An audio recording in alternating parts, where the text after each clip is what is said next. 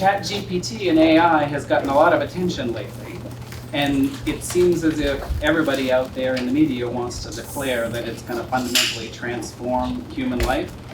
It's good to take a step back for a second and reflect on what's happening here, that humans are by nature tool-using animals, right? That humans have always used various objects in order to facilitate our activities in the world. Language, for example, is a tool. It's not a property of you as an individual. It's something that you have to import from the outside that you get from the social world. And we couldn't function at all, we couldn't think the way we think without language. And since the creation of language, whenever that was, we have had many different technologies that have developed over time that have transformed the way that we engage with the natural world and with each other. So these various forms of technologies have accelerated a bit in recent years, and information technologies have made substantial differences. Computing devices, social media, television, and other sorts of technologies that have changed how we think about things. But it's important to take a breath at the moment and to realize that this particular technology of artificial intelligence is not qualitatively different, that we have many sorts of transformative things that have happened that have allowed us to extend our capacities. This one's new, and it may affect us in academia more than some others if the students all start writing their papers using these technologies, but that doesn't mean that it is a qualitative transformation that's different than everything that's gone before. So that's the first thing I wanted to say. And the second thing I wanted to say is there's a tendency to focus very narrowly on the technology itself. So people have this notion that we can make sense of what's going on just by looking at the particular programs and what they do.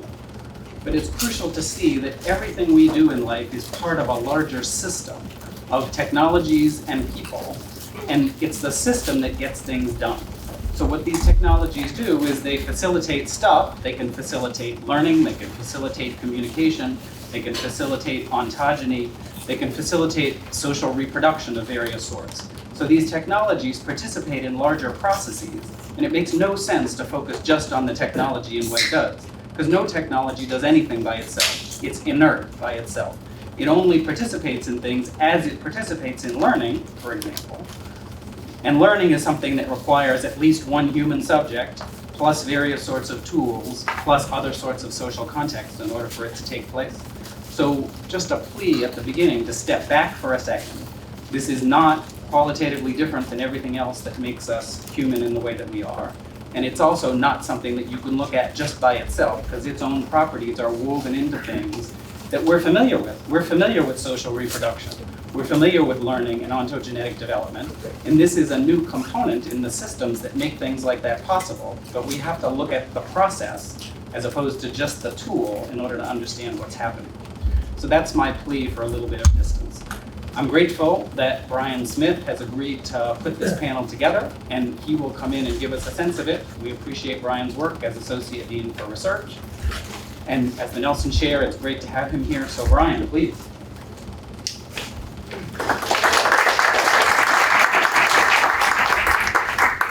Thank you, Sam. That was what I was going to say. So I'm out. I actually do. I do tend to reinforce to people when I talk about these kinds of technologies, the notion of a social technical system, that there is no thing as a computer that just does things, or, you know, so you will read in the press, there'll be the thing. First off, you'll read in the press a lot of news that says things like, ChatGPT, colon. Okay, there's the first sign that you got a problem.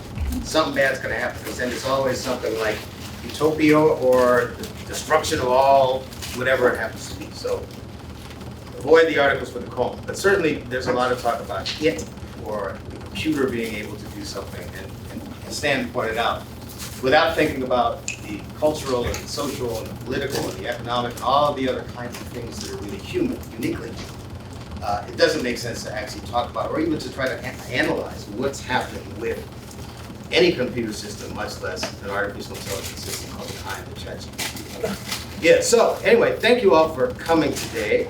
I also noticed I was just as we were about to start, I got this thing from the ACLU. They messaged me and it said censorship in schools is on the rise. Florida is teaching students about the benefits of slavery. Book bans are up 40% nationwide. So I also want to just put it in perspective that, you know, ChatGPT is like kind of cool and everything, but there are far bigger problems to think about in terms of education, and certainly in the United States right now, that I think are more important than a talking robot. Anyway, so we will get to the talking robot, and not to say I don't want to I'm sorry, Chad. I'm sorry, I don't want to like dismiss that, but again, to Stan's point, right? I mean, there are things that are happening, and ChatGPT is simply one of those things. Great to be here, and to let's see. Now I gotta find like. It would be great if I could find my mouse. It's like somewhere. Doesn't apparently not. I'd love to get rid of that thing for you, but again, as I was saying to our panelists earlier, the hardest problem in computer science is still connecting to the AV, getting the Zoom thing to actually function correctly. Don't understand, and so I don't know how to get rid of this stupid thing. I'm sorry. You got to go away. Why are you there? Stop it. Good morning. So we were asked, myself and Matthias Davier, who was a professor here in the Lynch School in the Mason Department, also the executive director of the Teams of Pearls International Studies Center. We were asked somewhere during the summer to think about organizing something for the Lynch community around ChatGPT and generative AI. Let me just ask this: how many of you have heard of ChatGPT? Okay, good. Just making sure. Making sure. I mean, it's not. The surprise is not everybody in the country has heard of ChatGPT, and so there are also some interesting questions about that. Like, what about the people who haven't? But perhaps we get to that in the question period. So Matthias and I were asked to host something around generative AI. We got together and started thinking about this, and I said to Matthias, you know what, I remember back in February of 2023, wait, watch me do it again. And so Matthias Davier and I, ladies and gentlemen, Matthias Davier, we were asked to put something together, and I remember that back in February, here at Boston College, we did one of the first panels on ChatGPT just after it had been released, just after people started to have some concerns about what is this thing and how might it affect higher education. During that panel, there were two people there, or a group of us, there's two people there. John FitzGibbon, Associate Director of Digital Learning Innovation at the Center for Digital Innovation and Learning. Nirmal Trivedi, Assistant Director of Teaching, Learning, and Technology for the Center for Teaching Excellence. And what happened was we were on this panel. They had amazing ideas back then about how could you think about these kinds of tools, how might they impact teaching, how could they affect how students would learn with them. And so I asked them, hey, what do you think if we get the band back together? They were gracious enough to do that, so I'm very happy to have them here today to give their insights this many months later about how ChatGPT and generative AI is affecting things in higher ed, but certainly on Boston College's campus.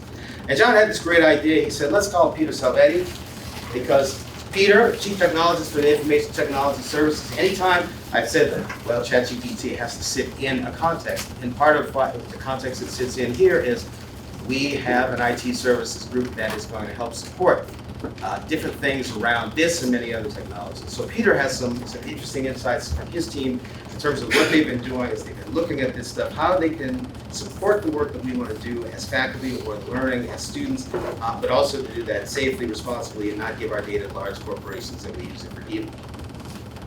So with that, let's get started. So I saw that a lot of you know ChatGPT, and I will eventually, I'm just going to introduce this and then hand it over to panelists to get more specific. But we're asked to think about this notion of generative AI. So I asked ChatGPT, how many of you are familiar with that term, generative AI?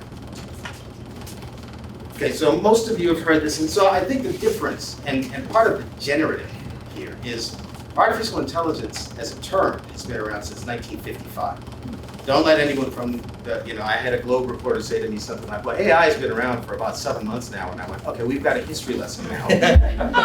We got to talk. And so we did talk, and we talked about going back to a workshop in 1956 where the initial ideas of artificial intelligence were sown, which is essentially to say, how could we build computer models of things that appear to be human-like? So the use of language, the use of planning, coming up with representations, being able to act upon the world as many robots do.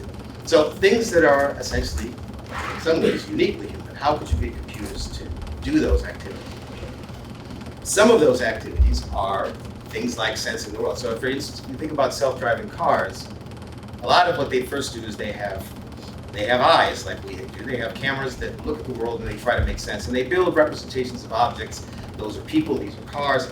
Eventually they have to generate plans. What should I do given that that object that I've now recognized as a person is in fact in my way? What should I do? And so it generates a plan, and then hopefully it generates appropriate actions, the ways that we might do, again, as a human driver. Right? So the idea behind an AI car is to simulate what it does, what a human driver might do. You may have seen in San Francisco that some of these cars are not necessarily as successful as we would like them to be. So we're going to leave that testing for San Francisco for now. We got enough issues on Boston roads besides having self-driving. So those are kinds of things. You can think about sensing as a particular kind of artificial intelligence, or planning as a particular kind of artificial intelligence task. These things are generators. They generate stuff. And I'll show you what I mean. So we were asked to give a presentation on generative AI in higher education. So you know how we're going to do that? Go generate it. Hi, Brian. I'm your AI design partner. First up, robot. Don't. Like, I'm not trying to be friends with it. But okay, so I would like a presentation. And I'd like my presentation. Let's see if I can, get that high enough so you can see in the back. It doesn't look like it's going to let me do that, but I will at least try to increase the font. So I need a slide deck. Come on. Slides on generative AI in higher education. Tell me benefits. Benefits for faculty, students, and give me some potential risks. And so I hit go, I think, and up on the screen comes here's an outline. And I can edit that outline if I want to do that. But from that prompt, you'll hear that term a lot when people talk about generative AI. From that prompt, the computer now says, I think I understand enough to try to generate the presentation that you want to see. So that's the generative. I give it a prompt, it generates presentation, it generates essays, it generates music. That's a fine preview. Thanks so much. I could say surprisingly that you would be able to read it. And I'm going to hit other planets for content. That was good too. So here now is the machine doing its generation. So this is a big part of, again, the generative AI scene, right? You give it a prompt, and then it does the actual generation of the presentation that we were asked to give. So again, now I'm done, right? It's already just done it for me, and there's nothing else. I look at it and go, you know, if it just spit, do you think it would look, I think at half the time these things like really they look smart because they're outputted word by word, and you're going like, oh, look at it think. But if it just spit it all out, you'd be like, oh, okay, that's cool. But it's not nearly as fun as what just happened. And so there it is. There's my slide deck. So think back to December of 2022 when ChatGPT was really hitting the scene and people were starting to see, hey, you can type something in and all of a sudden it generates an essay, or it generates a PowerPoint presentation, or it generates an image, right? The first thought was like, how are people going to use this for evil? In many ways, how is this right? It was not ChatGPT back then, right? People were like, you know, what is that thing, cheat GPT? And you had to know, it's not about cheating, not necessarily about cheating. But certainly you can imagine, right, being able to have this kind of power to do something like that. You can imagine that there are integrity issues that we'll talk about in the panel. Meanwhile, let's take a look at that presentation. You know, it's got it generates an axon. That's okay. What are some of the benefits? We're going to talk more about the benefits. I'm not going to get into some of these things. But if we started to look deeply at this presentation, you know, it's personalized learning, sure. Generative AI could help faculty analyze large amounts of data. That's probably true. Automated grading. I see Matthias will talk a little bit about some of the work that he's been doing with his Tim's and Pearl's teams around looking at automated assessment. So these are all fair things. Some of the benefits: improved engagement. Generative AI can help students stay more engaged and motivated through their educational journey. Okay, you know what? I don't know about that. I think the room full of educators could probably question that a little bit more. But anyway, that's also a benefit, and we're going to get into some of that too. simply looking at some of what the outputs of these things and thinking about how to critique them can also be a useful exercise when you're thinking about how to sort of put these things in classrooms, right? We think a lot about reflection here at BC, and certainly just looking at some of the outputs from these systems. There are really interesting ways in the classroom, and I will talk about that much more as we get deeper in the panel. So there's my presentation, all generated. I think what people really were a little bit, perhaps more frightened of, and we'll see how big that is, was the notion of now a student could come to the blank word processors. Here's Microsoft Word, there's nothing in it, and a student could come up to it and go like, well, normally I might actually think about just doing this. Write an essay on 20th century. I'm sorry, that's so small, and I don't know how to make that bigger. No idea how to make that bigger. I'm going to pump the output over to so you can see it, but I'm going to say, here's what I'm doing. I'm writing an essay on 20th century minimalist music. Anyone know minimalist music? Well, you're about to, because it's going to tell you. It's going to write an essay about it for you. Okay, so hang on. Talk about historical influences and compare it to free jazz movements around the same time. Okay, so now what's going to happen? By the way, the last program you saw was called Gamma. Go to gamma.app. That's a generative AI tool. It uses something roughly the same as what ChatGPT does to actually generate its language. This is actually, maybe you recognize that the logo on the bottom, but this is actually, how many of you know Grammarly? So how many of you know that Grammarly has a thing called Go? And so what we're now sitting in is Grammarly Go, and the Grammarly Go, instead of just correcting your writing, what it's going to do is it actually will generate the text. So when I asked it to write this essay, it does that, and now it can stick it right in, and I can actually blow that up so that you can see it. And there's a reasonably decent essay on, sorry, so you can see it. Go away. I think you failed. It only has 4 paragraphs. Oh, yes, well, so you could, so now, you know what? Let's play the game. Let me see if I can get it. I probably can't, because now it's mad at me because I moved the screens around so much. But what you could do, Richard, it's a great point. And what you could do at this point is you could say, you know what I want to do? That's only 4. I need you to expand it. Make that an 8. And the language generator will say, oh, why did you tell me that in the first place? And it will, in fact, do just that. But so there are, and I think you're absolutely right too, though, because I think if we look at this closer, I don't know if it's a fail, but what you get out of these things is a reasonably good output. It certainly at first glance looks like, wow, that's pretty good. It's usually when you look a little closer. And Matthias and I know we've had this discussion many times of you want to check your work. Like if you have a student who does this, they generate the essay and they turn it in to you, you will most likely go like, wow, that is robotitry. That is not the best essay you possibly can write. But again, it is certainly here, and these kinds of technologies are kind of stunning in the ways that they can generate outputs like this. So let me just kind of kick back to the keynote for just 1 second, just to say this. So the panel, what we're going to talk about for the most part today, there are ways that you might think about how do you use these kinds of tools in your class. How do they change pedagogy, pedagogical approaches that you're using in class, or do they change them at all, in fact, depending on what you're doing? How might it affect the ways that you think about assessing students, the tests, the exams, the homework assignments, if students can actually generate essays like that? How can we start to think about ways to make sure that they're not using, again, these things for evil?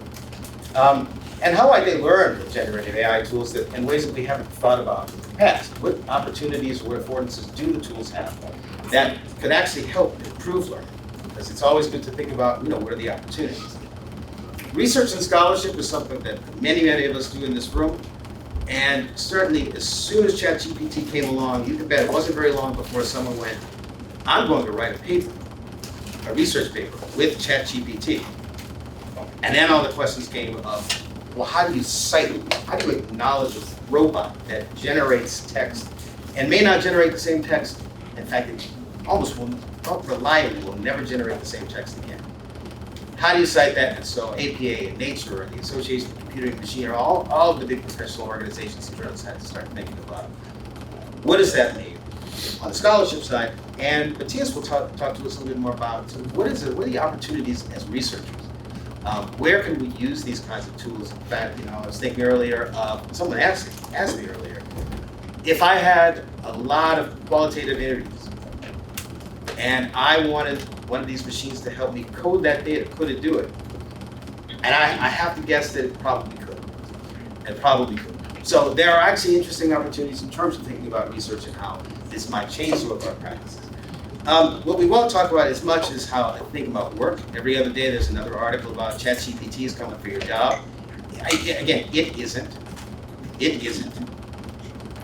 Your boss maybe, but it isn't. In these opportunities.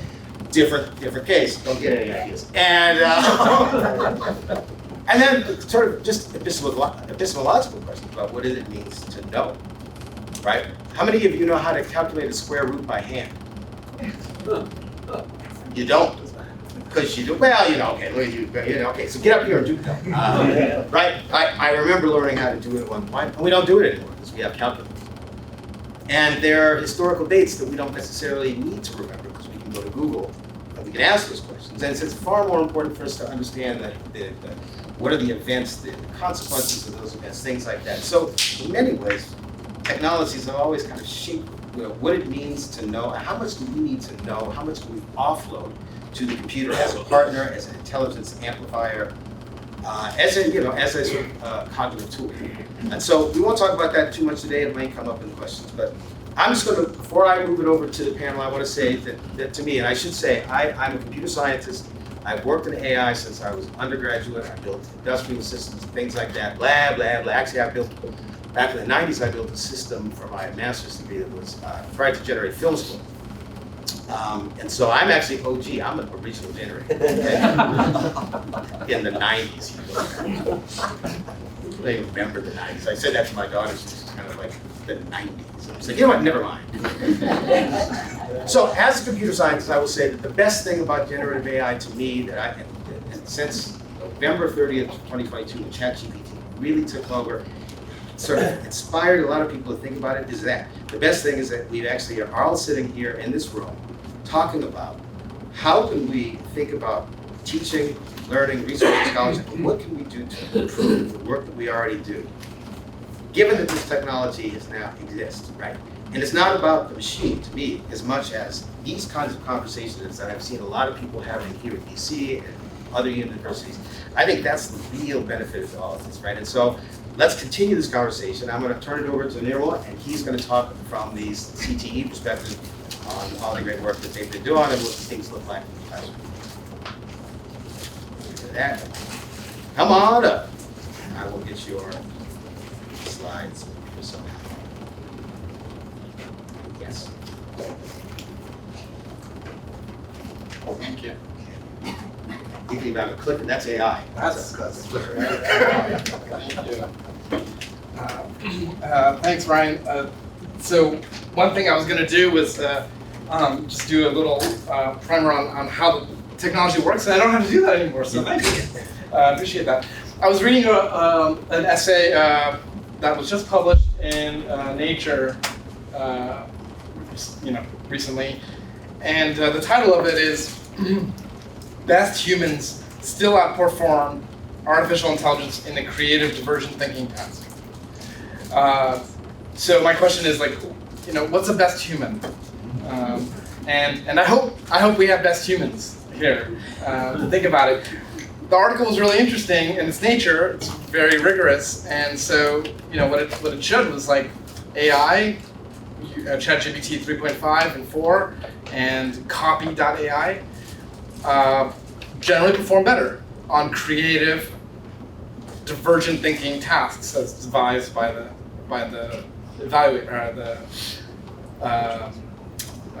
writers of the article.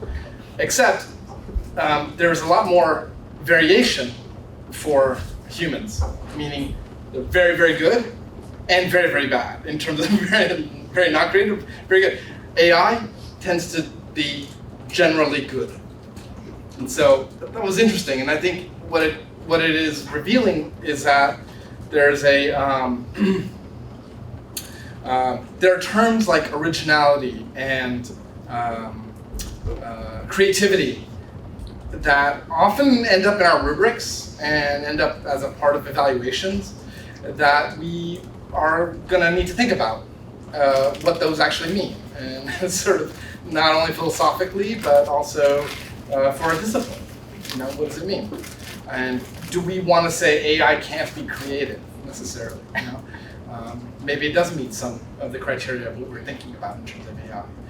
I'll piggyback on the thought that Brian raised here is that one really awesome, great consequence of what we're doing here is that we're talking about topics of teaching and learning that we've talked about for many years, or decades. We're talking about them in very, in much, to wider audiences and with much more investment than I think we ever have. So for example, I think AI really focuses us on thinking about surface versus deep learning, where everybody here, has probably been thinking about that for a long time, but in all the disciplines across the university, not so much maybe, really trying to drill in what is deep learning, what is metacognition, how important that is to the learning process. We're talking about that kind of things, those kinds of things much more generally as an important part of learning. So I think that's a really, really positive consequences of what what this technology is kind of revealing for us.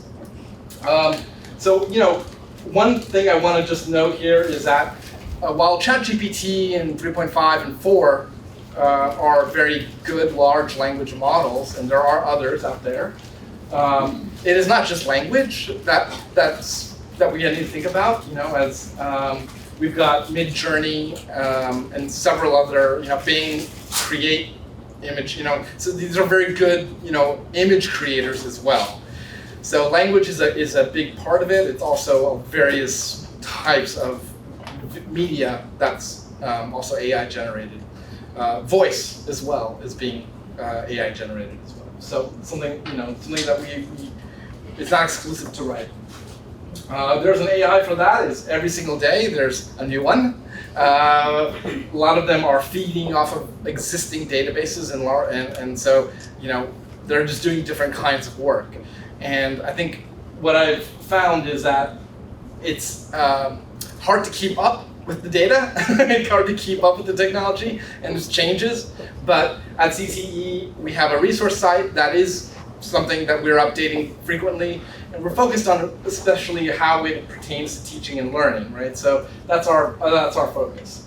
What we have on there is an annotated bibliography of the latest research as well. So if you look at our website, if you're interested in a specific topic or subtopic of generative AI as it pertains to teaching and learning, you can take a look at that annotated bibliography and just sort of dive into what they're saying and how the study was conducted, et cetera. So it's kind of an ongoing resource for everybody. So since January, March, with sort of the beginning of the semester, what have we learned really since that time? Well, first of all, academic integrity remains a predominant issue and concern among faculty and also students, right? So both of them, they don't want to be accused of cheating, and faculty don't want to be reading artificially created or computer-generated text, right? Understandably. However, it is pretty clear that generative AI by students is virtually undetectable, and students are becoming savvier in using prompts. The AI plagiarism detectors are very unreliable. You can try it yourself and plug in your own work and see how much of it's plagiarized, because it will come back with a lot of it plagiarized. It's just not very, very reliable at all. So it's not something that we can point to as evidence of cheating or misuse of the AI. It's unprovable, essentially. Unless, of course, you have like a not so savvy user who copies not only the text but also the line that says, created by ChatGPT. So that happens. Oh, it happens. It happens. And so when that happens, you tell the student, you're like, I know this was created because of that. But otherwise, you really can't tell. And so if you ban ChatGPT or ban AI in your class, you're not able really to enforce it. So that's one big problem with that policy, if that's the case. If you say something like 60% of this is AI generated, we should think about that as communication to the students about what your expectations are. But when you're actually trying to assess it, like actually determining whether it's 60 or 70 or 80 or 90%, that is not going to be possible. So it's actually the communication between the faculty and the student that is what you're doing in these policy statements. So this bold thing, faculty will have to adapt and communicate expectations with students openly. And that means primarily having a conversation about generative AI with students and talking about things like, well, when would be moments in which this could be helpful? When are moments where it's potentially problematic? And you can point to issues of the lawyer recently, who was, he basically used ChatGPT to manufacture precedents and cases, and so the judges are like, why are you doing this? And he said, I didn't expect the ChatGPT to lead me astray.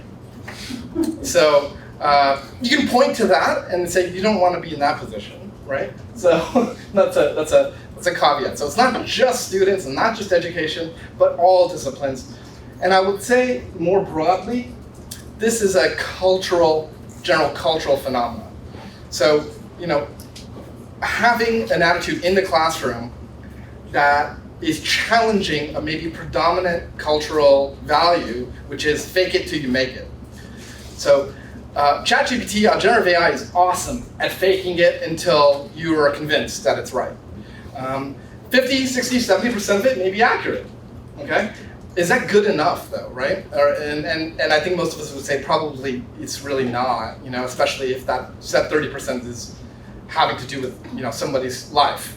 And the importance of expert knowledge in that. So in our teaching, we've got to connect what we're doing to the personal, make it personal, relevant, connected to the life outside of the classroom. And I think that's what we all try to do, and I think the stakes are even higher of us really trying to do that.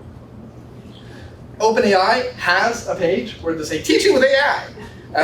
Here's how faculty are doing it. It's mostly PR, but at the same time, they are aware that it's an issue, right? That there's a concern out there for it. There are ways in which students can use it responsibly, and I think it might be, I'm going to give a couple examples where it can be used and that we found some success. So, when you have difficulty kind of coming up with a topic, some initial brainstorming, thinking through ideas, ChatGPT is actually really good at sort of generating some broad level ideas to get somebody started. It's good to kind of drill down. It gives you good recommendations about very common education problems. Like, hey, so how do you get from a research topic, broad one, to a more specific one? It's good for that kind of sort of overall, tutor. Like, you can think of it as giving you good advice, like, hey, instead of asking a research question like, what is climate change? It'll give you, it says, you might also ask, to what extent do human activities such as deforestation and greenhouse gases contribute to global temperature rise, right? So it just gives you an example, and it can be helpful for a student to have some of those concrete examples when they're actually working through difficult projects that they may not be they may not want to contact somebody in class or you as an instructor for feeling stupid or embarrassed. It's very good also at talking at different registers. So I asked it to summarize a very complicated graduate text called Location of Culture for a toddler. And it said, hey, Location of Culture is a book that talks about how people are different, and that's okay. I'm talking to a toddler, I'm talking to my 6-year-old about this, and she's like, oh yeah, okay. What are you reading, Daddy? Here it is. And so it's good at that kind of work, right? So you can think about different ways to think about it. Act as an editor, I said. I asked it to act as an editor. I took a paragraph that I had written for an essay, and then it did a really good editing job, actually, and pointed out some of the problems I had in that paragraph. It made the changes, you can't read it, sorry. It made the changes and then explained to me in 6 bullet point, 6 items what those issues were. So I've taken that as kind of good advice. Like, okay, I should think about this stuff in general. And by the way, I might just take that paragraph as well, because it's better. It can act as a good C student. And what do I mean by that? This is like what I was talking about in terms of surface and deep learning. In the consultation, I was working as a faculty member when I said, hey, by the end of week 2, what do you want your students to be able to do? And he said, well, I want them to be able to have a good response to what is affordable housing. And I said, okay, well, let's do this. Is this a good response? And I gave him, said, affordable housing refers to housing that blah, blah, blah, blah, blah. And he looked at it and he's like, before looking at this, he probably would have said that's pretty good. Now he looks at it and says, well, there's missing a lot of things that we were going to cover in our first. You're not giving the student the benefit of the doubt here. It's like, but in the sense of like, oh, I'm sure they know what that means. But now you really expect the students to know, because the artificial intelligence will produce that answer, and you can tell your students, hey, this is kind of a C answer, because it doesn't get to this specific issue and this specific issue and this. It's kind of misleading when you say it this way, right? So expert knowledge can really help to get from that surface level and help you communicate to students what the difference is between the surface and deep level knowledge. Just a quick question. I mean, you and Brian have both outlined like limitations of what ChatGPT can currently do. I mean, do we have any reason to believe that'll be valid 6 months from now, a year from now? Yeah. And so, like, if we're devising new pedagogical strategies around what these large language models can currently do, it strikes me that the change is currently on an exponential rate. Yeah. In part because now everybody knows, all these companies are investing and know that there's this, this gold rush here. Yeah. So should we be assuming that actually, no, probably, ChatGPT and other large language models will be doing A work in 6 months. Yeah. And they will be doing, being more creative than the smartest, or the most creative human and so forth. Yeah, exactly. Well, here's something, I'm gonna point to 2 things as a response to that question. One is something that's sort of not really gonna happen in the near future, as far as I can see, and maybe our experts really can speak to that. You ask it a question like an old man meets his father, which man is older? I've asked this question to it for consistently every month for about 8 months. It always gets it wrong, in the sense that when I ask you this question, an old man meets his father, which man is older? What would most of you say? His father. Father, right? But ChatGPT says it's not possible for an old man to meet his father because his father would have to be older than him and therefore deceased. So why is it getting this wrong consistently? Part of the reason why it's doing that is that it doesn't necessarily reason in the way that we reason, which is has a general schema of human families and what we might expect from vague antecedents and vague language, right? So there's that. There's also this issue is, I'm going to skip to this part here, is the question of like when we I guess I don't have this in the slide, but that my point being like so far we actually tend to privilege product, right, over process. So if we switch to thinking much more in terms of evaluating the process of getting to whatever that solution is, making it even a higher percentage of your assessments, and really indicating like, okay, I'm really much more interested in your thinking than I am in the final answer here. That is something that is kind of consistently gonna, I think, be indicative of what an individual's learning process is. And I'll end with this example of the calculator, right? Calculator came about and it was the end of math, right? Like, oh my gosh, everybody knows the answer now. So educators came up with a new way to think about it, which is show the work. So I think we are in the stage now where we need to privilege showing the work in every discipline, no matter what we're doing. We have to have students and everybody sort of think through like, what was my thinking process to getting to where I needed to get to? And that is as important, if not more so, than that final product. So with that, I'll turn it over to John. Thank you.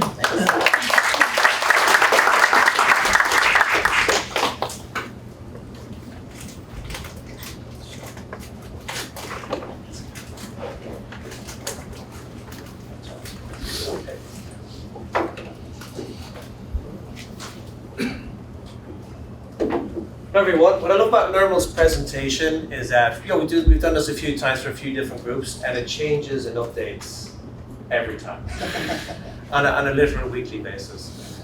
So my name is John FitzGibbon. If you're teaching online, you may have gotten an angry email from me at one point. Hey, Martin. No, Martin is awesome. We love you. But I do tend to get quite excited about this. So if you don't understand what I'm saying, I'm moving too quickly, just ask Martin to pick something up and throw it at me, and that's don't do that. So there are a lot of really great points there, and you're thinking, that's great for the future. What can I do right now for helping me right now? So that's what I'm going to talk about today. Am I wrong for ignoring AI? No, it's the students who are wrong. Not many Simpsons fans here. That's it. If any Simpsons fans, you get why that's relevant, but not too many. But I want this to be as practical and hands-on. I got a whole bunch of examples for my own teaching practice, but also the advice we give to faculty, both online and face-to-face, using a lot of the designs and stuff that we're talking about. But I thought one voice maybe that hasn't been present here at the moment is student voice, and what are students kind of thinking about it. So Nirmal and I, we met with QSR, who some of you may know a few months ago. We talked to some members of UGBC, but I also surveyed my undergraduate students as well in my spring course. And I asked them about generative AI and how they use it. So what do you want BC to know about how students use generative AI tools? So a bunch of points there. All kind of like synthesized a bunch of them with about 35 undergraduate students. This is what they said. Really overcoming white page syndrome. That's getting a start, getting some ideas together, getting the ball rolling a little bit. So not using it to cheat or anything like that, but getting something kind of together. So students using it, yes, they are. Well, a lot of them said, well, my housemate uses it, or my housemate in CSAP uses it. But at the end of the class, I created a safe space, and it was fine. But again, that perception of like students aren't using it to cheat; they're using it in supplemental ways. So then I asked them, well, what do you want BC to know about what students think, not about what they're doing, but what are they thinking about it? And I thought there's some really interesting information there. That some students are thinking, especially the last comment there, I don't know if everybody can see at the back, but BC is a world-renowned institution that admits students who care about learning. If BC really wants to prepare students for the post-grad world of jobs, they should embrace the AI wave and teach students how to use it effectively in their fields of interest. So it's my job to say, like, I don't need this job, I'm teaching it as a favorite politics department, you can say whatever you want, I don't care if you use it or not. And students were thankful, because they're very concerned about being accused of cheating. They notice it's being too out there, some people use it, some people don't. So just communicating with them about it, talking to them about it, what it's good at, what it's bad at, what I think they should use it for, what I don't think they should not use it for, they found very, very powerful and extremely helpful, because they are very smart students. I've taught a lot of different institutions. BC students are very smart, they're very motivated, very competitive, but they will engage with you if you meet them where they are, especially if you're explaining to them how to use generative AI. So just to say, I always forget to put this in. So this is a tool that's spread around Harvard last semester, a tool called Humata. So Nirmal talks a lot about where generative AI gets its content from, but there's now a whole bunch of generative AI tools you've never heard of. You can upload PDFs to it, and it will synthesize all the information quite well. And so those tools are expanding their knowledge. So reaching behind the firewall, the paywall for libraries and stuff like that, and uploading it, takes all the information and synthesizes it immediately. Humata is one, Claude is another one.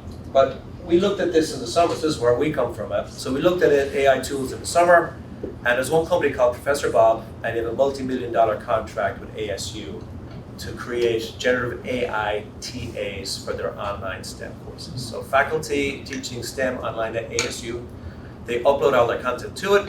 They have like 40,000 students taking intro to calculus, that kind of stuff every semester.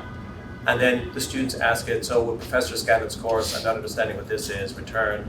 It'll pick right to Martin's lecture where he talks about that moment, right to all the materials, his PowerPoint slides, everything that points to that, and engage them in the conversation, helping them to do that. So Google is working on something right now called like LLM. Our job is to look at the future. That's the way it's going. That's the way the company sees it going, that we're all going to have a personalized learning experience based on generative AI using your kind of content. So, you're like, that's great, that's awesome. Where do I start? Well, you can do 3 things. So, critically engage with AI for your discipline, and then evaluate your course with AI in mind. And then, if you take nothing away from this, I really can emphasize communication enough. Like talking to your students about it, what it's good at, what it's bad at, and we've got a schema, as Nirmal says, for kind of doing that. Where's the, all right. So this is what I did. I put in my midterm questions from the previous semester, and it generated that, and I had a little cry, and once I kind of wiped the tears off and had a stiff glass of whiskey, I read through it, and I realized, yeah, it's pretty good. It's all right, but it's missing a bunch of stuff. So then I showed that to my students. I was like, right, generative AI is here, here's a midterm question. What would you give them? A, B, C, D, E, or fail? And pretty much universally they said, that is an awesome answer, that is an A, 100%. And I said immediately, that is a fail because it is not referenced, therefore it is plagiarism. So they're like, oh, what do we do now? And then this is the key thing, this is breathtaking new technology, really cutting edge. We created a rubric together. And so in testing out what generative AI could do with my content, with my questions from the perspective of the discipline, I taught, and this was meant to take 20 minutes, and we spent an hour and 40 minutes out of an hour and 50-minute class talking about this. We created that rubric together. So I said, for me, it's very, very important that sources and referencing are important. As Nirmal was saying, disinformation, everything like that, it's a really important skill to have. I give you all the readings, I give you all the materials. There's no excuses not to reference the key authors, things like that. It's very important for me, teaching political science, to use case studies. So these are really up to date, as Nirmal was saying, from past 2021. Like we have a detailed case study with a bunch of articles from the Financial Times and other respected outlets every week that you really need to know, you really need to apply it. So you've got to use at least 2 in each one of your answers. ChatGPT can't do that. You have to connect it to the main themes of the course, which are about liberalism and liberal democracy, the challenge of democracy, all these kind of big, wide stuff. If you saw the previous response, ChatGPT does not get in deep into. So that's something that you shape, you create in your own kind of perspective. And then importantly, develop analysis from. So if you go back to this answer, I don't know if people can kind of see it. It's a very good description of what Casmuda says, but not real deep at all. It's just descriptive. There's no analysis there, there's no critique, there's no application, there's no connection to wider kind of things. So I said to students, hey, if you tried to read it and you weren't getting all the ideas, that's a really good way to get the ideas. But it's not good. Because you will be great, and presentations is like the answer to the question asked, basically something like that. I said if it's not referenced, you're getting 0. If you don't have any examples, you're getting 0. So they're free to use generative AI for that. But all these other things that I'm looking for, that I believe are important that generative AI cannot do, because it is a language learning model, it is not a content model. It is not a free-floating brain in the tank. It's about language. It can't do all those things, but you can. I said to students very clearly, if you're just giving me that answer, congratulations, you've been replaced by AI. We're here to think as political scientists, which I think, somebody might think differently, but I think this is what it means to be political science, is what you're being graded on. So that clarity of communication to students is extremely important. So I want you to come, this is on our website, seal.bc.edu. We've got a whole bunch of stuff there. So you kind of do that, look in your own discipline, what it's good at, what it's bad at, put it together in a rubric, but then thinking about the potential of AI. Also thinking about the challenges which it faces.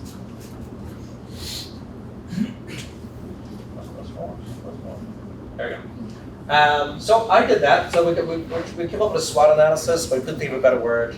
There's a couple of faculty who did this with, but didn't want to sharing out their examples just yet, because students are still grading it. So what did I do? What do we recommend to faculty? A focus on authentic assignments.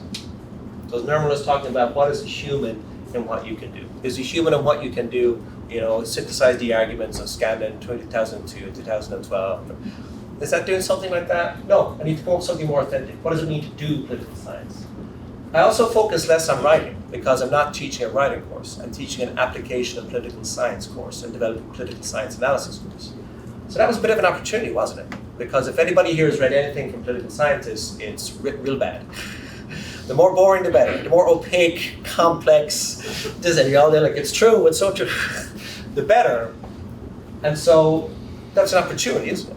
for students to take their material, to have it explained to them, explain this a little bit better to me, or take their writing and use it to explain this better, explain this for greater clarity. And Nirmal has a great example of having taken content, and his professional content, putting it into generative AI, and he's doing a good job about rewriting it, about editing it, because again, it's a language learning model. I did a bit extra work for myself, but I emphasized up-to-date case studies. So stuff from like right now. So election was happening in Turkey at the time. There was the election in France at the time. Brought all that in. So not only motivating students like, hey, you might have heard about this in the news, but also moving it beyond what generative AI can typically learn, providing a whole bunch of depth to it. I also brought AI into the classroom, so I'd ask students, hey, generate this, what did you get? Critiquing it. So again, re-emphasizing that point, but hey, it's actually good for that, it's not good for that. But giving the students the power to come to me with questions in a safe space. You know, you just turn up to class and you get your grade for attendance, that's it, that's fine. So they were free and comfortable to like try it out, ask me questions, share their ideas, share their results, get feedback from me immediately. I mean, again, if you do one thing, change one, well, the communication thing, but the grading and rubrics thing was very, very powerful. And that really kind of hammered home the message of what was good and what was bad about generative AI. And the great thing about generative AI, you go to generative AI and put in, create a rubric for me, grading this kind of assessment, create 5 criteria across these, boop, and put it in a rubric, it will do it immediately. So I would strongly recommend you come up with a strategy.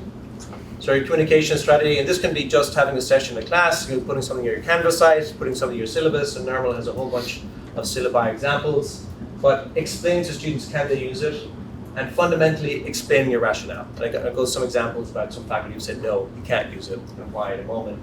But you've got to demonstrate that rationale, but again, explaining it within the context of your discipline. Because we worked with a bunch of computer science faculty and they said, AI does a really good job at doing the coding right now, but if you move into a junior class, you're going to fail. If you try and get a job without knowing this basics, not going to happen. So they've gone back to Blue Books, and the students have to write out code by hand, but they've very, very clearly communicated why. What is the purpose around that, which I think is very powerful to do that. So thinking about your assessment strategy, you know, what are you going to do? Shift to authentic assignments, you know, say AI, you can use it for it, but it's not good enough, so go right ahead and do it. I know we talked some faculty in chemistry. AI does a lot of that very, very well, but they're like, you can use it, but you have 2 hours to do this. And if you're using generative AI to answer these questions, you run out of time and you fail. So you need to know this. But again, that communication around it, and then giving students the practice at it, getting them to generate things and critiquing with them, again, we found it very, very powerful. So this is a design my colleague Tim Lindgren came up with about communication. So that's on Seedle. I'll show you the website later. You can go and have a look and grab that. But communicating to students, don't use it here. We want you to be human here. Be purposeful. You know, here's how you can use it within guidelines. And if you're curious, do whatever you want, generate it, report it out. So here's it. You know, Professor Rita Owens, who used to run IDES back in the day. She teaches business writing at the business school for undergrad and MBA students. Obviously, business writing, real challenge. You know, generative AI. But what she's done is really weave it in. We developed this. This is where this all came from, because she said, well, for the first few activities, AI can do a really good job, but towards the end, it sucks, and it sucks real bad. And if students don't know why it's bad at the very beginning, they are going to fail. And I cannot send a student out there who's going to write an email to the CEO that's littered with errors and mistakes and stuff like that. So students can get away with using AI in the first few activities. That's totally fine, she can't detect it. But towards the end, they will fail. But what Rita does, really wonderfully, I think, is she communicates that. And she doesn't just say, hey, don't use it, don't use it. She's like, so here, AI limited assignment. So you can use it for ideation and research. So get some ideas together, generate it. You know, if you click down, anyway, she's updated again, so she gives them prompts that they could use, and she's tested out on different platforms to do that. So she's given very specific guide rails to students in how they can use it and how it can be effective for their work. And then, you know, towards the end of the semester, go ahead, use it, you know, post it here, and then critique it, that kind of thing. So again, going through the spectrum, going into each different task, and then thinking critically about how AI can be useful, not useful, but what do I need to communicate to my students about that, and Rita's awesome, did a really great job of that. But then more straightforwardly for maybe if you're like, well, I'm not ready there yet, what I'll do for my final. So here's my own final, or my own midterm rather. So, you know, the 2 examples are like there. So one of the examples of Margaret Canavan, one of the examples of Cas Muda. Generative does a pretty good job at outlining those. So maybe that's not the best question to ask. So what do I change it to? So outline whether the approach of Cass Mother or Margaret Canavan is explaining populism is more useful to you in understanding how you understand populism. So putting the emphasis on the students and what they think about it. So explain what you understand as general. And then we have the rubric, so there I'm expending, I'm a very bad writer, I should use it. Generative had to come up with better questions. So you have your rubric to match that with, so you need case studies, you need references to the concepts, and you need to have your own voice in. So that very subtle change in language, like describe this, provide this, and say, what do you think? Give me your analysis. Coupled with the criteria can be very, very powerful, and exactly what Nirmal was saying there, focus on process, not product. I decided to finally get around to offering students an authentic assignment, which was a digital storytelling activity. So I gave the students the option, do traditional final or this. Half the students went for this. But to see the way it's kind of broken down, so 5% for data collection, 5% for your plan, 5% for weaving together your ideas, and then 5% for kind of drawing it out, and then half the rest of it for actually kind of doing it. So a lot of students found that very, very engaging because they get very stressed about exams. And so going through and doing basic steps to get them to the final product, they were very, very enthusiastic about. And then one student, a Turkish-American student, who's fine with the sharing out, did an absolutely incredible job. So we used a tool called ArcGIS. I don't know anything about it. The students used ChatGPT and figured it out. They went online and figured it out. You know, they went ahead and did it, and he created this absolutely incredible, this thing is amazing. Way better than anything you'll see in the New York Times. So you kind of scroll down through it. I can show it very quickly if people want. On here. Just did a really incredible job at it. But you know, we talked a lot about authentic assignments and everything like that. You know, what does that mean? It just won't work. Probably won't like it. All right. Yeah. So this is what it means. So giving the students the opportunity to create this amazing learning experience. Oh, you do the other way. So I did this incredible job, richly detailed.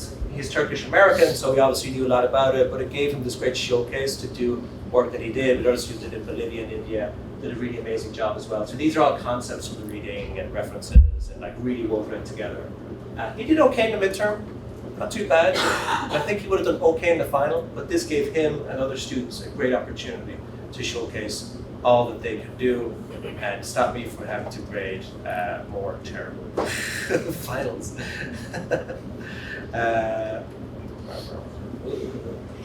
So those are the recommendations we give.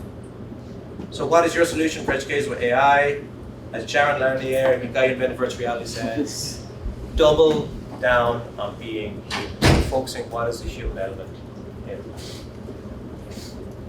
And then a lot of those resources are available at steve.bc.edu, very complimentary to what Nirmal is doing. Thank you.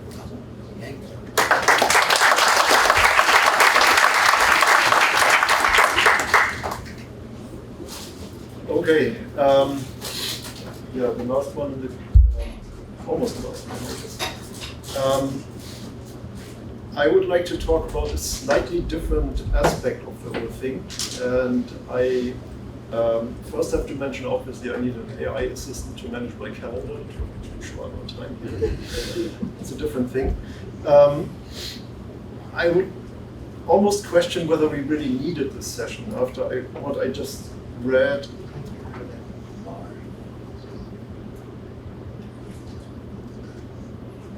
Okay. So I listened to NPR radio on my way to work one day and realized that they are not only talking about generative AI in their science section, but now it shows up in advertisements for whatever kind of companies. Over the weekend, Harvard Business Review had a working paper out talking about field experimental evidence of the effects of AI on knowledge worker productivity and quality. And they point out that there's actually a bump in productivity and speed. Studies like this come out pretty much every day. So there's a survey just recently about people who are looking for jobs or to change jobs in a couple of countries. And essentially what they show is that roughly 65% of users are millennials, 49% of all those surveyed actually use generative AI. 72% are employed, 68% of non-users are Gen X or baby boomers, not surprisingly.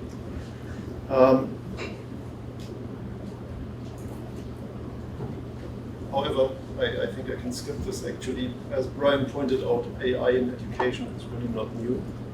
So it's in some ways a little bit of a surprise. It has been around so long. Why is it such a buzz right now? I think part of the buzz is that now it is doing what we thought it would be doing 40 years ago when people wrote books about it. It was really much more this idea of this thing is doing stuff for me and can actually produce something that is halfway understandable and maybe even useful in some cases. Usually in my talks, I always show this one here. This is a book from 1992, Artificial Intelligence and the Future of Testing. So it's now 31 years old. A lot of ETSers back there who've been working on that kind of stuff.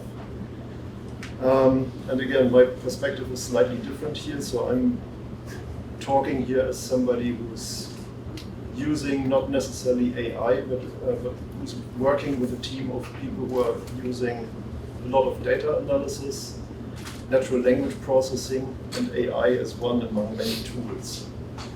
So for me, again, it's somewhat of a tool that can prove more useful than others, given that we actually are careful. Look at it as an imperfect thing that can be useful but has to be monitored, improved, and carefully really chaperoned in terms of how we apply these kinds of things. Concrete, in our research group, so we're working on scoring responses for assessments for international comparisons. So here, a couple of people who actually work on this are sitting here right in the middle. You can talk to them, they know much more than I do about this stuff. Automated item generation, oops, not quite.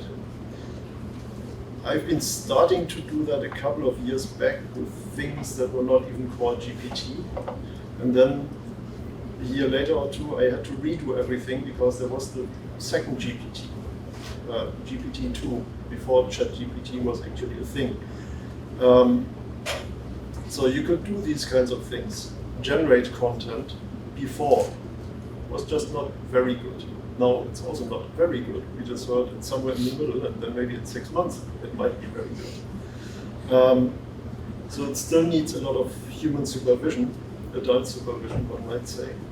But it has gotten pretty good. So I used actually, I think this was an open source, smaller model, only 6 billion parameters for those of you who think about these things. It was a really small model compared to what ChatGPT is. And I asked this model to write me a multiple choice item about an environmental issue. So again, I didn't talk about the prompts here. Then I asked an image generator to give me an image that kind of fits to this item. Of course, we have to check everything. And whenever we write items, also when humans write items, we check them over and over and improve them over and over again. Then we test them in a field test. Then we might change them again or kick them out if those items are not very good. These kinds of test questions don't make it just because somebody wrote them. Somebody says they are good, they are tested many, many times. So it's possible, yes, you still have to check it, sure.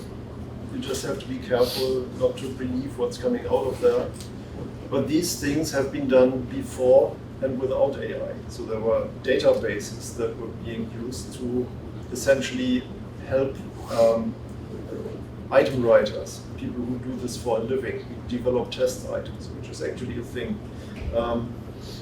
to help them by means of looking at existing items, extracting information with more standard natural language processing tools. But again, ChatGPT and friends are a step up from that. Another opportunity, I don't know how much you follow those kinds of literature, so we have at least one very active dissertation working also on machine translation and checking out how well this can be used in the realms of assessment, especially because we are testing in 70 to 100 different language versions.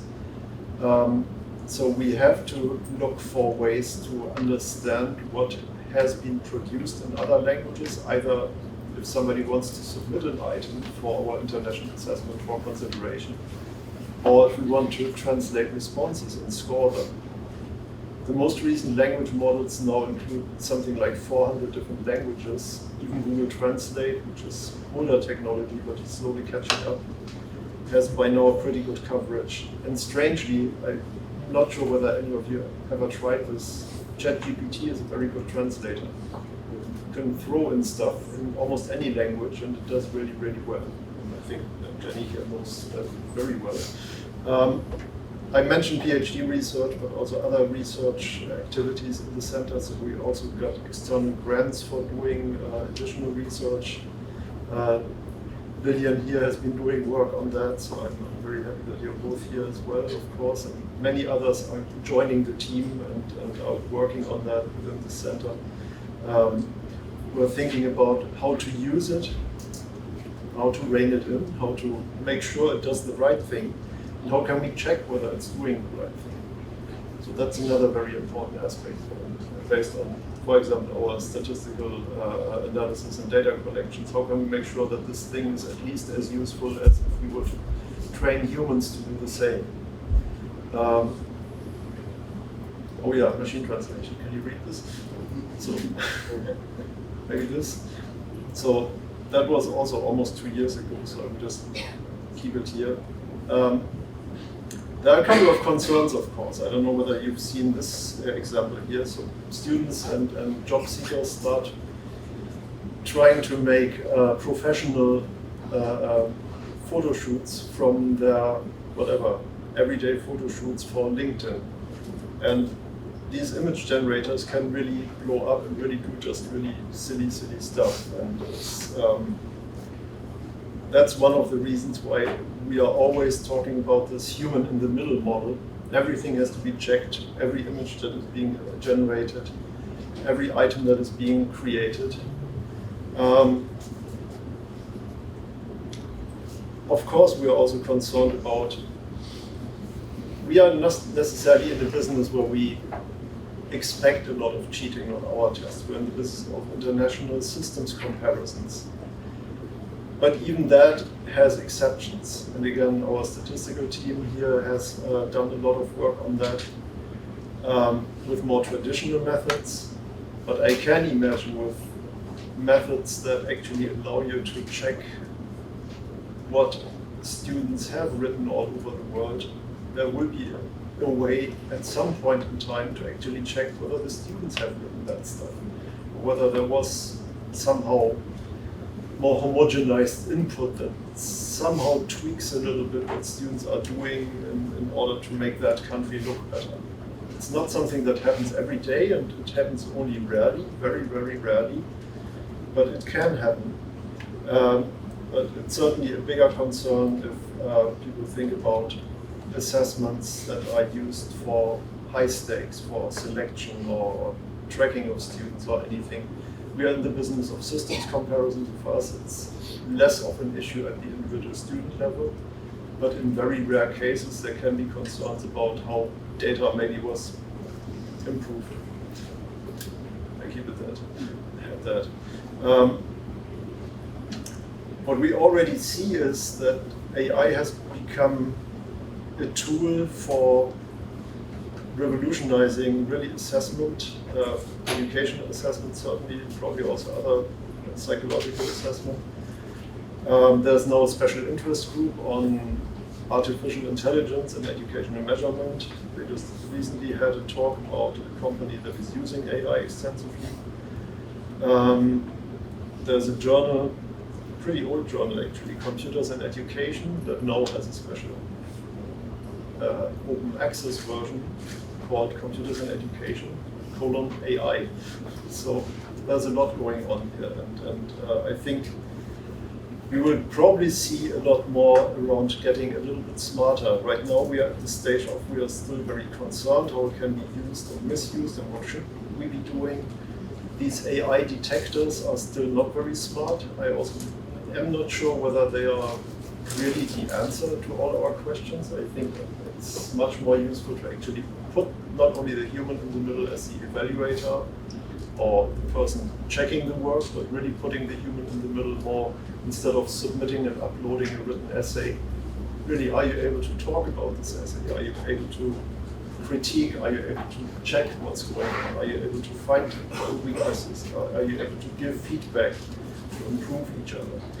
So I think this is really the thing that we might learn, because these tools become very, very smart, or what seems to be smart, and can imitate what humans are doing.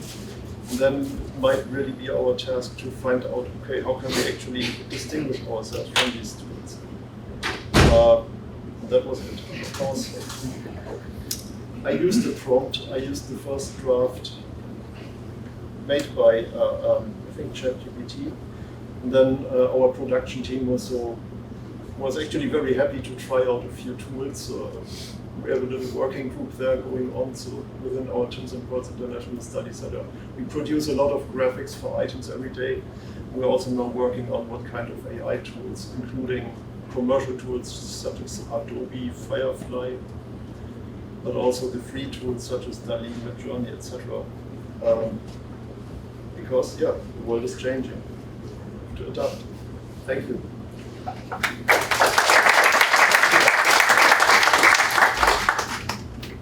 Peter, can I ask you to maybe say a few things about what's going on in terms of IT and how your offices are thinking about supporting?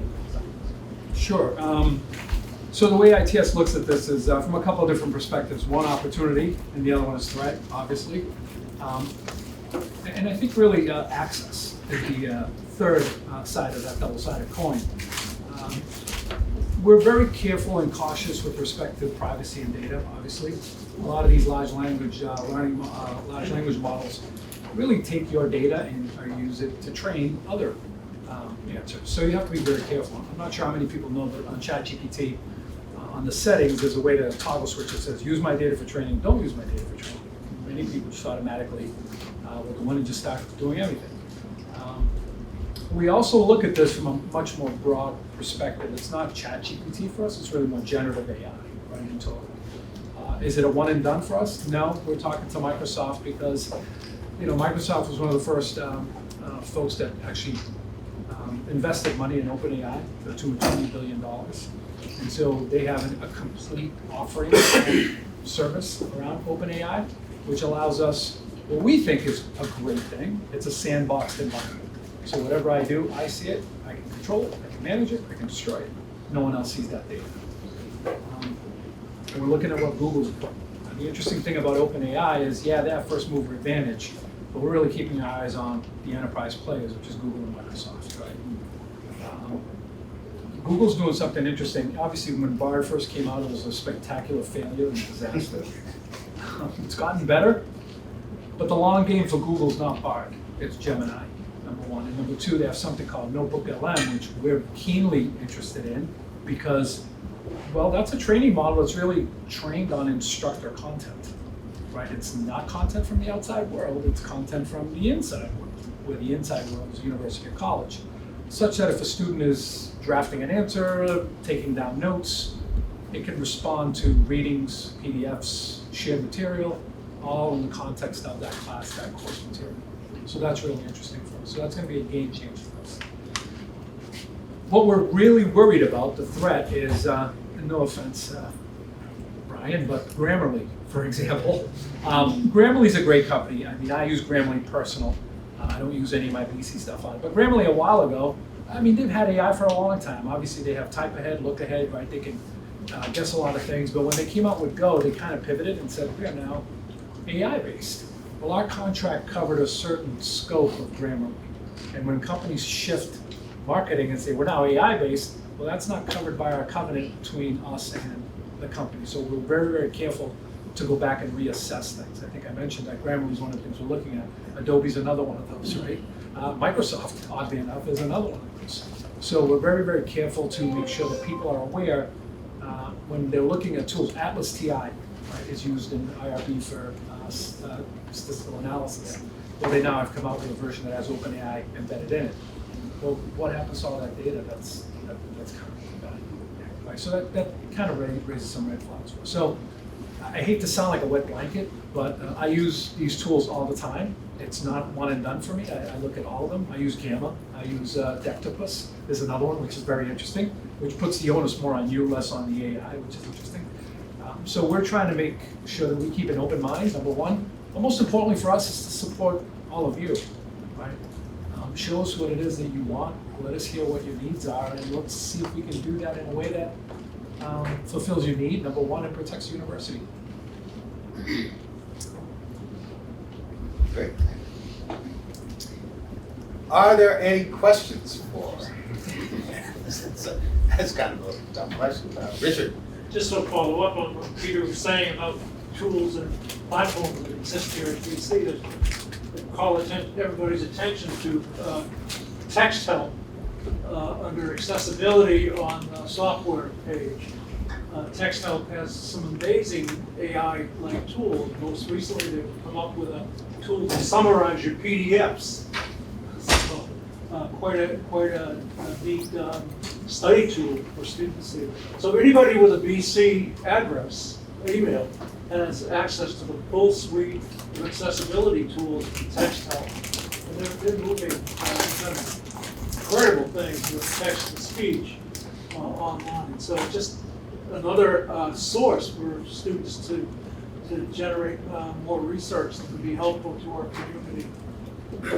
Yeah, so accessibility is one of the things we think about all the time. Certainly at Fitz software, for a lot of reasons. Obviously, number one is looking at the community, making sure we have tools for everyone, right, and not singling out any particular population. But thank you very much for that. There are tools out there that will make access broader for all of these.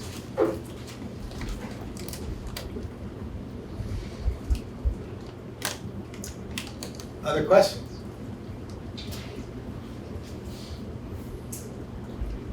So I'm going to shift away from teaching to the question of admissions and admissions essays and personal statements. You know, I can imagine that principals who apply for an EDD program have very limited range. You know, I've been a principal. I do it because I want to make the world more just. You know, you can feed in some resume experiences and say, write me an essay, and, you know, then we get you a pro program. And it would be maybe C level, but I'm thinking just how do we think about that entrance, and then if you have some students who maybe get in because they've had editorial assistants even, is that something we should continue to support as they head towards a doctorate, you know, getting that with that pathway?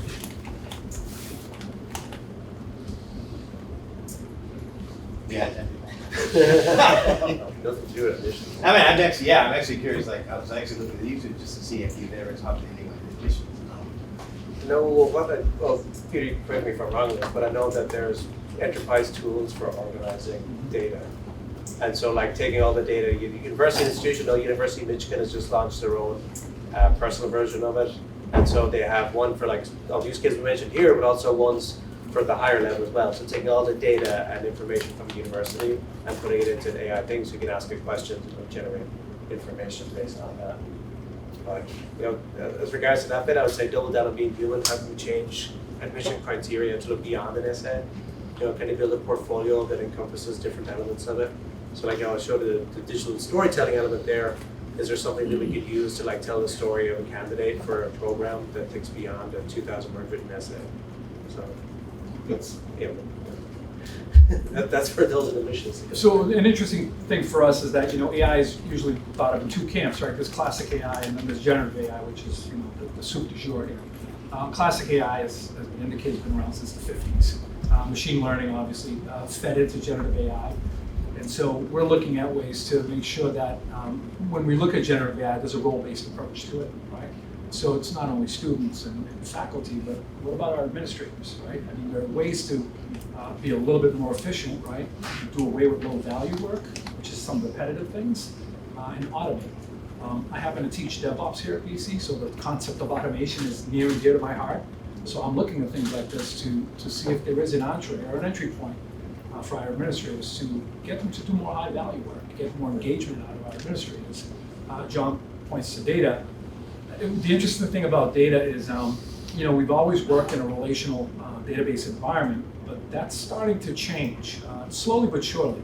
And the big players like Oracle want to make sure that they're in the middle of it. So again, from a vendor perspective, I have to be concerned about that for two perspectives. Number one, we have a love-hate relationship with some of our vendors, and we just want to make sure that we maintain at least a love-hate relationship with those vendors going forward.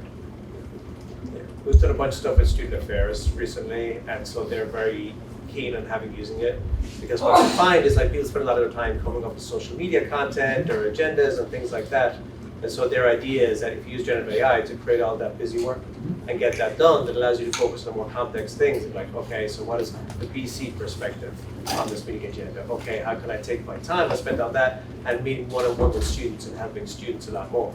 So the more tasks we can automate and kind of have the generative AI do that, that allows us to be more human, focus more on individual contact with students, to kind of bring the BC perspective to things, so it generates content, and then we can kind of add a BC layer to it. So that's when they're very keen on student affairs, and it's all very siloed over there, and they want to create a more unified BC experience, spend more time talking to one another, and add a BC kind of element to everything.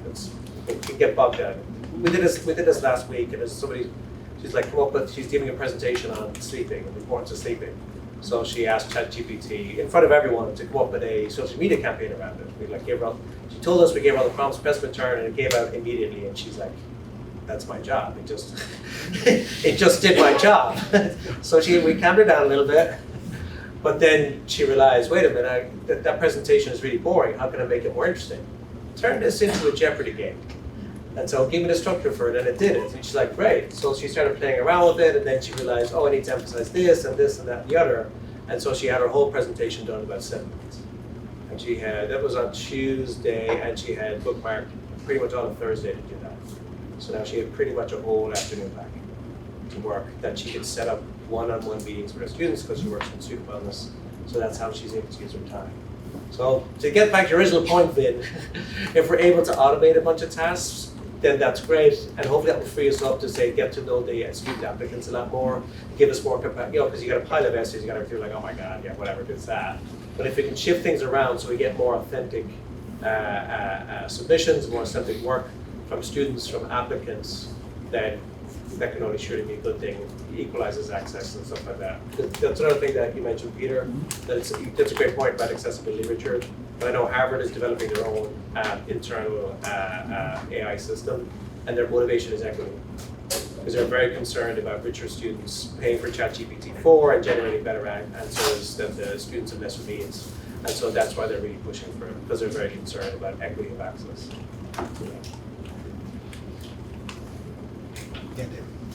I have a colleague who wanted to ask me about a particular instructional strategy for guarding against AI plagiarism that I was a little unsure about, and I was curious what you guys might think. So they had read a blog posting by a high school English teacher who requires all of his students to submit their essays and write and submit their essays in Google Docs. And because Google Docs does repeated versioning, right? You could then, once you have access to edit access, you can use this little Chrome add-on that will create a little movie of a time series movie of them having constructed the essay, so that you could spot check, make sure that they actually constructed it by hand.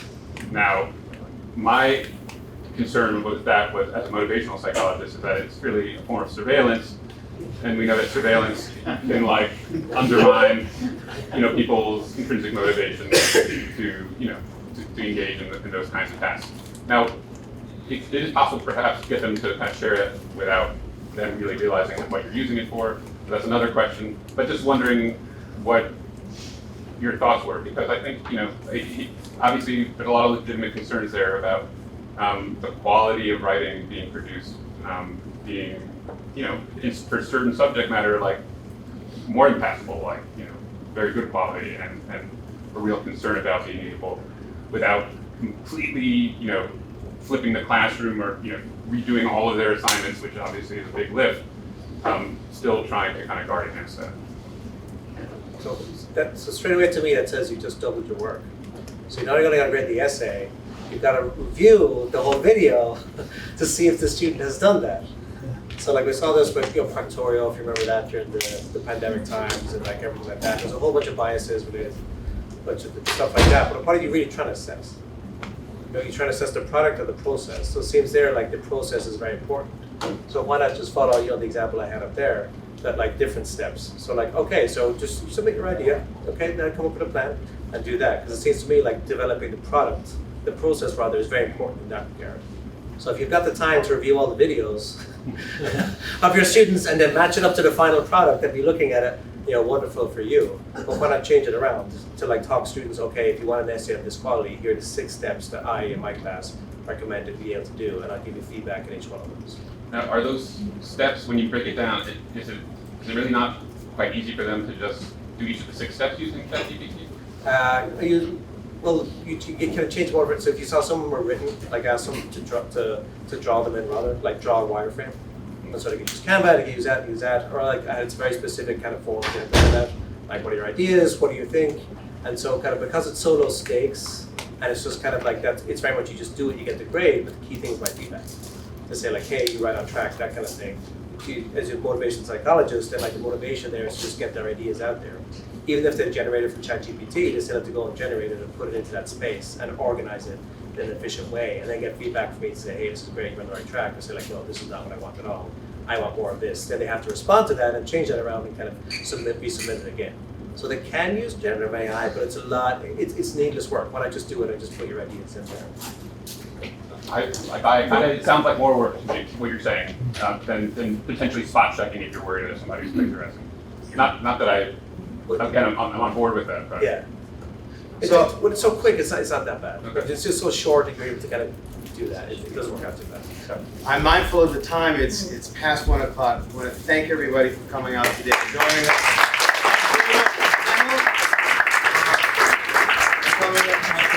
And so thanks. Enjoy the rest of the day, and